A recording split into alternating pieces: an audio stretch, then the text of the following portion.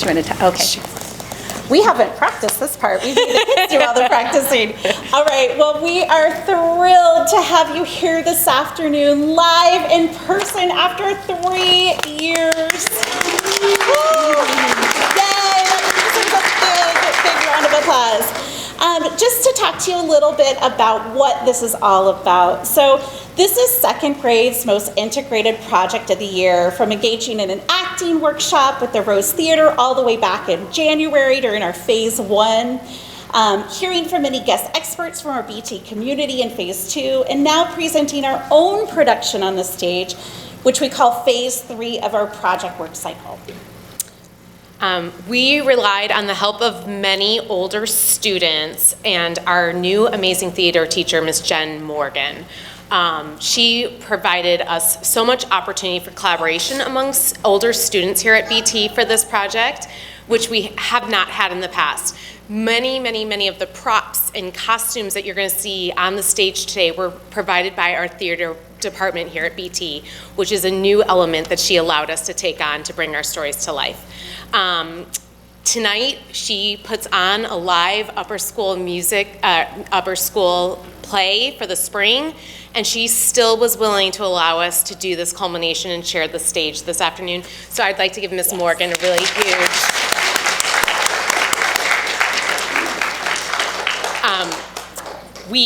due to that piece, logistically, you can see that we're somewhat limited in our microphones, and so we've been working really hard with our actors to be projecting their voices, but we just ask that you bear with us, as that is a new skill for our second grade actors. This project also provided us, as we were mentioning, this unique opportunity to collaborate with older students, and another student that went above and beyond, carving out over 2 hours of her week every week, was Miss Katie Picard. Katie, do you want to come out real fast?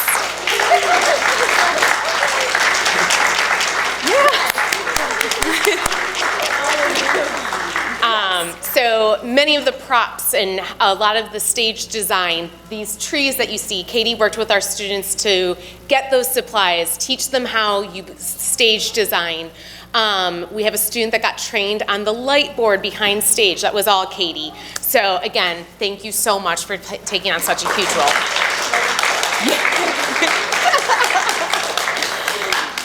All right. Well, thank you to all of you parents. We could not have done this without all of your support. I know you were busy running lines at home, trying to source crazy props and costumes, and we truly appreciate you.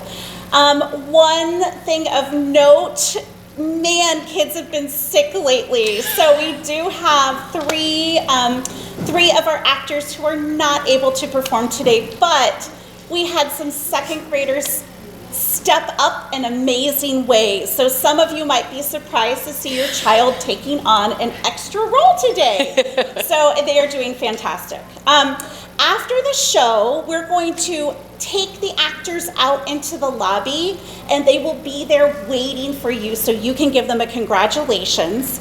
After that, they're going to come back to our classrooms. They're going to get themselves changed. We have them packed up with their backpacks and everything already. So we will bring them back to you in the lobby if that's where you'll be waiting. Okay? All right. All right. So sit back, enjoy, welcome. We're thrilled you're all here, and thank you again for all of your partnership and support. Thank you.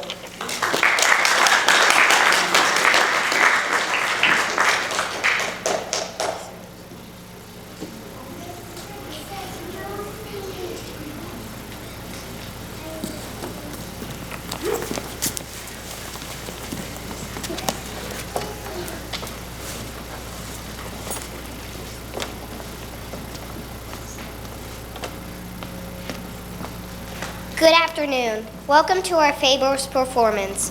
We have been learning about fables and how to bring stories to life on the stage. Fables are short stories with morals or lessons that stand the test of time. Each of the fables we present today will showcase our interpretation of the stories, sprinkled with lots of second grade creativity. Please remember to silence your cell phones. We hope you enjoy the show.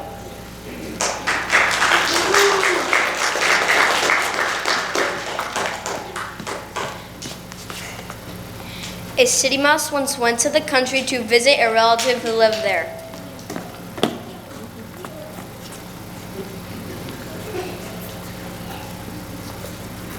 Enjoy my acorn. Have some water to drink. The city mouse made a rather disgusted face and took a small bite only to be polite. Have I ever told you that in the city I feast on pastries, meats, cheeses, and jellies at every meal? I have the most delicious foods a mouse could ever imagine right at my fingertips. Oh wow, that sounds amazing. Oh how I wish I could see the city. Come with me tomorrow. You can see and taste for yourself.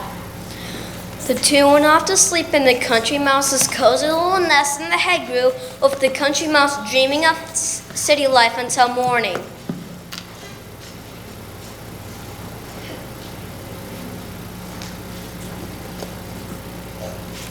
Now that it's morning, we can set off to the city. Yes, follow me. And the two headed off for the city.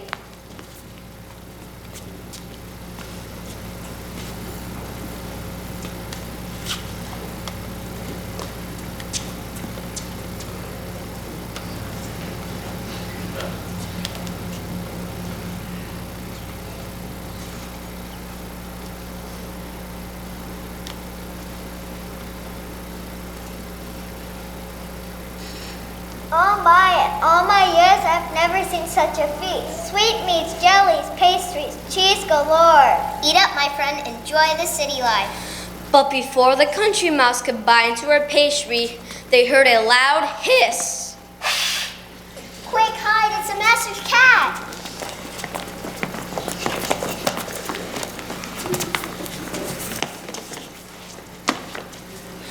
The two scurried to a hiding place and lay still for a very long time. They hardly dared to breathe. Meanwhile, a servant arrived and cleared away every crumb of the feast.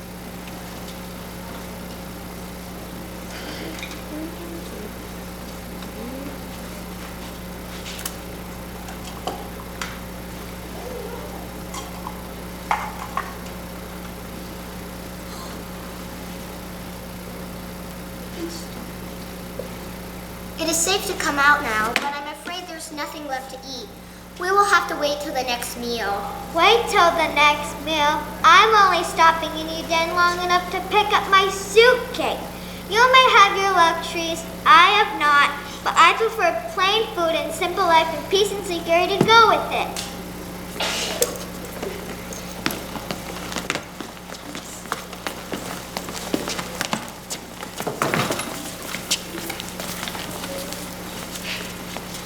A modest life with safety and security is better than living with much in the midst of the fear.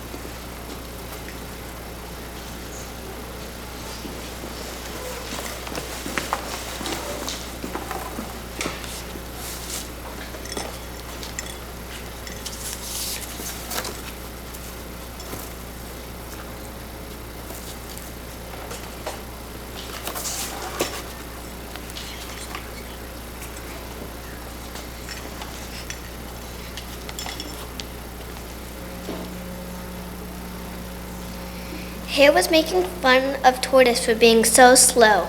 Tortoise, you are so slow. Do you ever get anywhere? Yes, I get there sooner than you think. I'll run you a race and prove it. All right then. Fox, Tortoise and I are going to race. Will you be our judge? Yes, I'd be happy to. Let me mark the distances. The race will begin here. And then over there. Ready? On your mark, get set, go! The hare sped ahead of Tortoise and was soon far out of sight. That Tortoise was ridiculous to try to race me. He'll never catch up. I think I'll just lie down and take a nap until he gets a bit closer. The hare fell fast asleep. Meanwhile, the Tortoise kept going slowly but steadily. Slow and steady. Slow and steady. After a time, he passed the place where the hare was sleeping, but the hare slept on peacefully, and when he did catch up, the Tortoise was near the finish. How long have I been asleep? Is that the Tortoise up ahead? I'd better catch him. The hare ran his swiftest, but he could not catch the Tortoise in time. And the winner is Tortoise.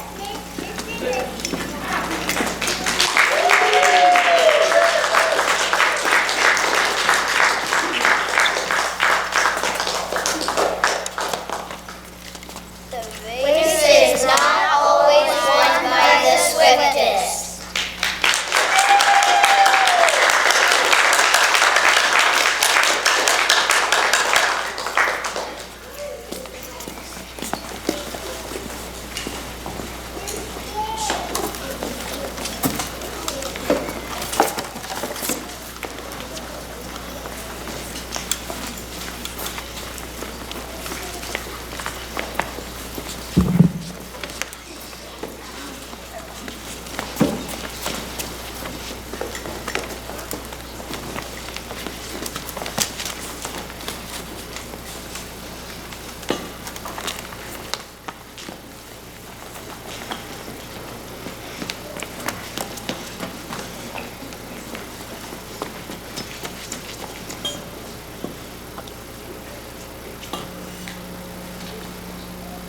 It was a bright day in late autumn. The ants were bustling about in the warm sun, drying up the grain they had stored up all of the summer months.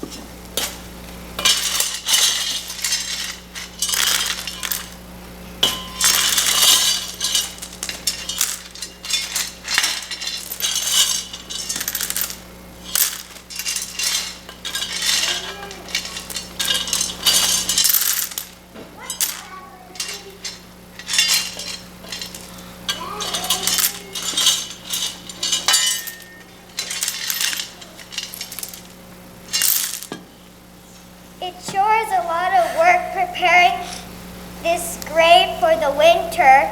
Yes, but it'll be worth the effort when the cold winter arrives and we have plenty to eat.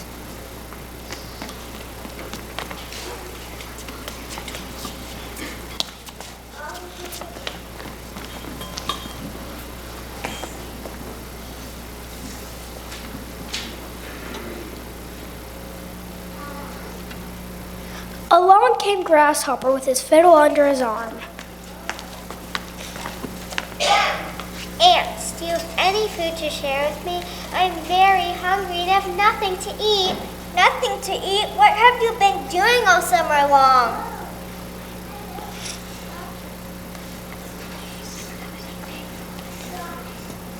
Haven't you stored up any grain for the winter? What have I been doing all summer long? Well, I've had a marvelous summer. I've been singing and dancing and making music with my fiddle. I didn't have any time to store up food.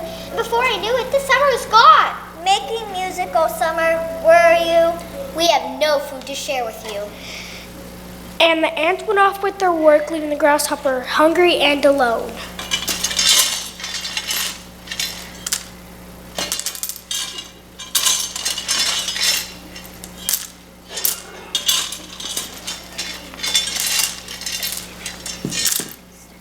There's a time for work and a time for play.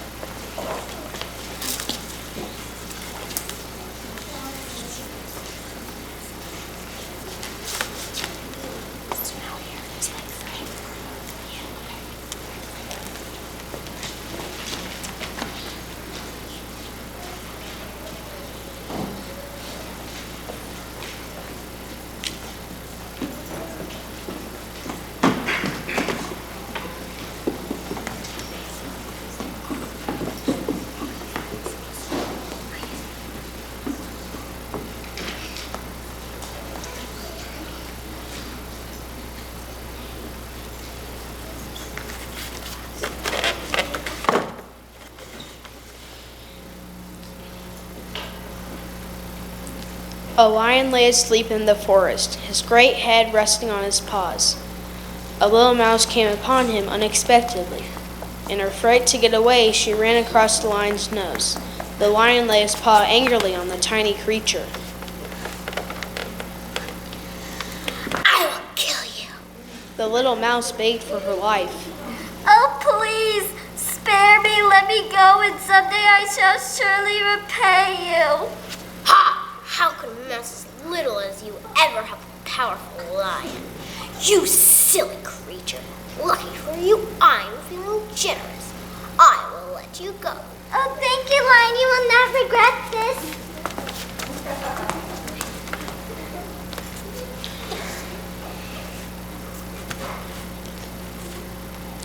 Some days later, while stalking his prey in the forest, the lion was caught in the toils of a hunter's net.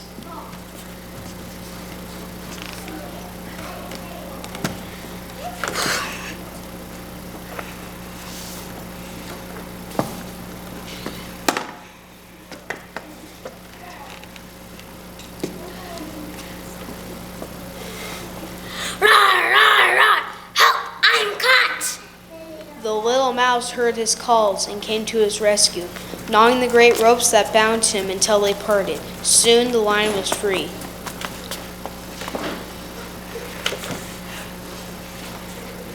You laughed when I said I would repay you. Now you can see that even a mouse can help a lion.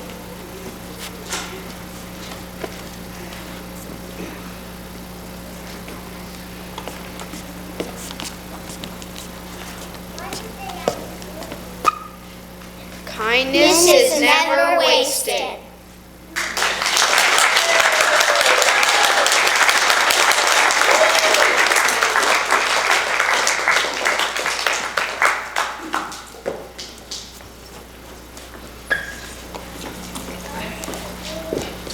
Thank you so much for attending our performance. In this project, we learned all about the parts of a live show. And this performance would not be possible without the important help that took place behind the scenes. Could our backstage crew please come out and take a bow?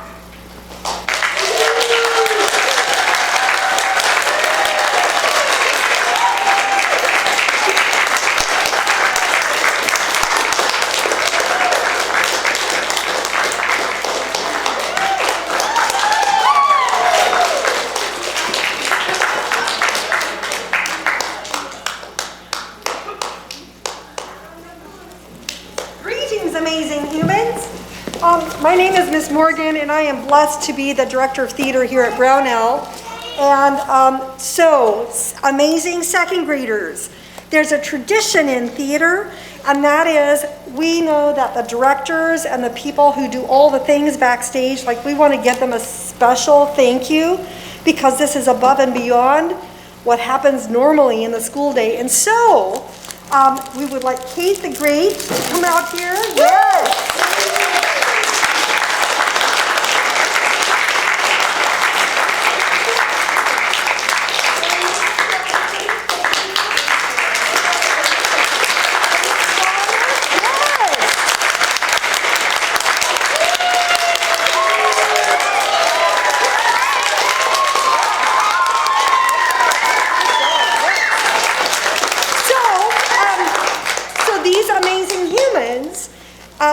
I've been doing theater for a long time, and so the coolest part about what happened with you guys getting to do your show is that your teachers, who are technically not trained in theater, they were just as good as any professional children's theater director I've ever worked with. So you should be so proud because you are getting the best of the best. So please help me thank the directors and Miss Kate the Great one more time.